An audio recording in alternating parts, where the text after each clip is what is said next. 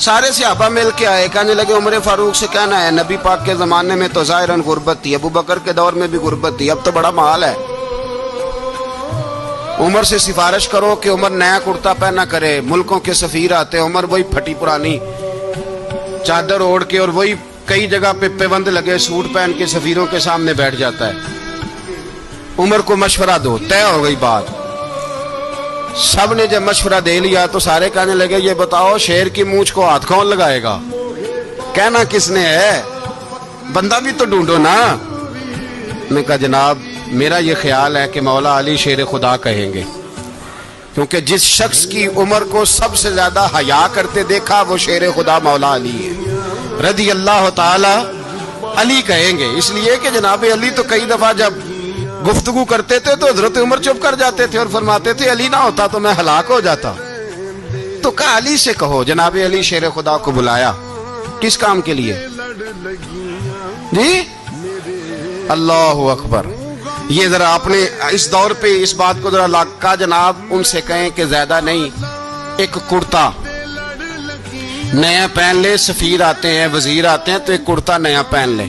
حضرت علی کو بلایا، فرمانے لگے کوئی اور بات ہوتی تو میں کہہ دیتا، یہ والی میں نہیں کہہ سکتا، کوئی اور ہوتی تو میں عمر کو کئی دفعہ کہہ دیتا ہوں، جلال میں بھی تو سن، یہ والی میں نہیں کہہ سکتا، میں تمہیں ایک مشورہ دیتا ہوں۔ کہ وہ کیا؟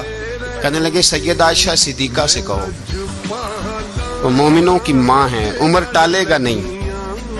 اماں جی سے جا کے اماں جی نیا کرتا عمر سے کہیں پہن لیں، وزیر آتے ہیں بڑے بڑے لوگ تو چلو کوئی حرج نہیں۔ اماں جی نے کہا اچھا کوئی بات نہیں میں بلا لیتی ہوں۔ جناب عائشہ نے پیغام بھیجا، جب خادم نے کہا نا مصطفیٰ کے گھر سے پیغام آیا ہے تو 20 لوگ بیٹھے تھے، عمر کانپتے ہوئے اٹھے، کانپتے دوڑے۔ حضرت عائشہ پردے میں تھی تو فرماتی ہیں عمر اتحیات کی حالت میں بیٹھ گئے۔ کہا اماں جی دیر تو نہیں ہو گئی مجھے آنے میں؟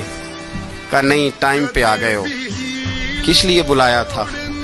کہا عمر دیکھو غربت کے معاملات اور ہوتے ہیں، جب اللہ آسانی دے تو کوئی چیز استعمال کرنا حرام نہیں ہوتی، اگر حرام ہے تو بتاؤ۔ کہا نہیں اماں جی حلال ہی ہے۔ تو فرمایا پھر اتنے سفیر آتے ہیں مشیر آتے ہیں، اب تو مال غنیمت بڑا آتا ہے، ڈھیر لگ جاتے ہیں مسجد میں، تو چل ایک نیا کرتا تم بھی پہن لیا کرو، اور آپ نیا کرتا پہنو گے تو دھاک بیٹھے گی غیروں پر۔ تو صحابہ کا مشورہ ہے کہ آپ نیا لباس پہنے۔ اماں جی کہتی ہے میں نے حکم دیا تو عمر چپ کر گئے، گردن جھک گئی۔ تھوڑی دیر کے بعد سیدنا عمر فاروق نے سر اٹھایا تو داڑھی پہ آنسو گر رہے تھے، رو پڑے، کہنے لگے پاک محبوب کی پاک بیوی جیسے حکم کرتی ہو میں حاضر ہوں، پر مجھے وہ والا لباس پہنانا جو میرے مصطفیٰ نے پسند فرمایا ہے، اگر یہ رنگ رسول پاک کا ہے تو میں حاضر ہوں، اور اگر نبی پاک کا نہیں تو پھر جیسے آپ حکم کریں۔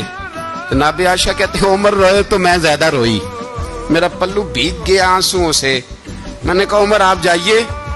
عمر یوں نکلے تو جو صحابہ کھڑے تھے وہ کونے میں تھے، سارے آ گئے۔ کہا اماں جی کیا بناؤ؟ فرمایا بھائی تم سب جو باتیں کہتے ہو وہ اپنی جگہ ٹھیک ہیں، پر عمر جو بات کرتا ہے وہ سب سے زیادہ ٹھیک ہے۔